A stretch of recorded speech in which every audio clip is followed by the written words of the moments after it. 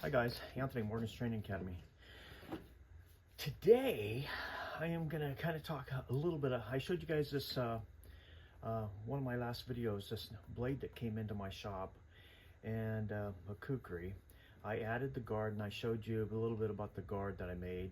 Now I added a handle onto this. I was going to go with the rubber, and I just wasn't ready to drop, $65 for rubber mat just to start making handles. But I had this big piece of koa, and so I shaped it out. I epoxied it on, and the connections that I use is the Loveless connections, which are just a bolt with a nut around it, and you can order them through the Knife Maker Supply. I have probably 300 of them in my stock over there. But I did that, and then I did the little brass tube here. Now, as you can see, I kind of, made the bottom of the handle a little bit wider so you could actually hold down there on it. So if you are chopping or whatever you're doing with the blade, if you're using it for, outdoors, or if you're just using it for self-defense. But made this a little bit wider. I still have to work this handle out, but trying to keep the back, and trying to keep it fairly flat on the top. I like it so I can get my thumb on the top, so I don't want it too round. But and then the finger guards here. Now, I like the finger guards. Some of my other knives, I try to blend them into the guard. This one I didn't, just because of the look that I wanted to try to achieve. Now, people are always asking me how you get the finger, my finger cuts so smooth. Now, there's a couple different ways that I do it. One is you buy these. You can buy these at any hardware store. They're just little, sanding disc. Okay.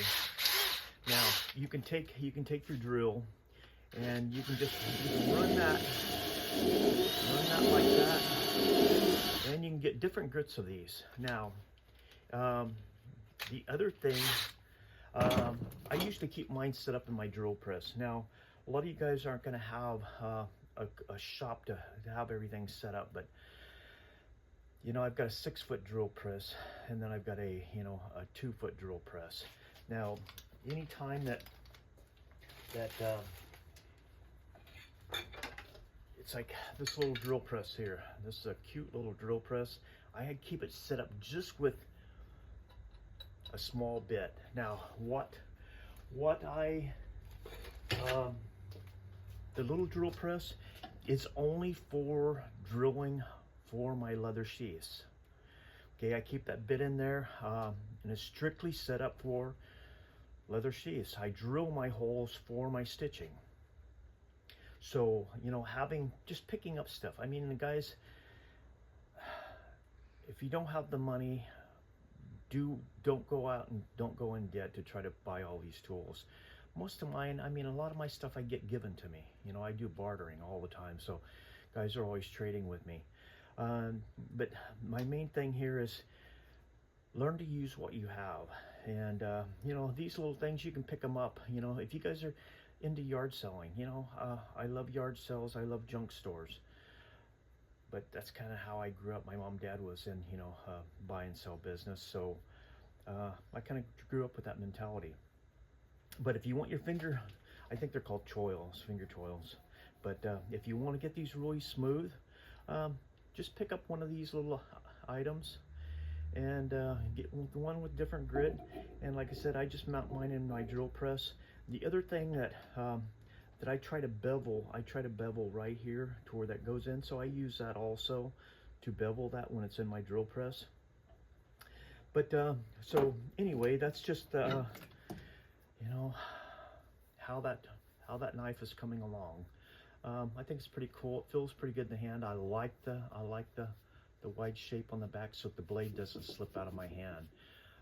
Especially if you guys are into, more defensive stuff. If you're out, bushcrafting and stuff, you want to keep that in your hand. Okay, so that's all I have for today. Thank you guys. Continue to subscribe to our channel. Continue to ring the bell. Continue, if you guys got questions or something. I'm not always the best on answering questions, but if there's, I'll try to address when you guys ask something on my YouTube. I try to address it on my next YouTube. So anyway, thank you guys. Have a good day.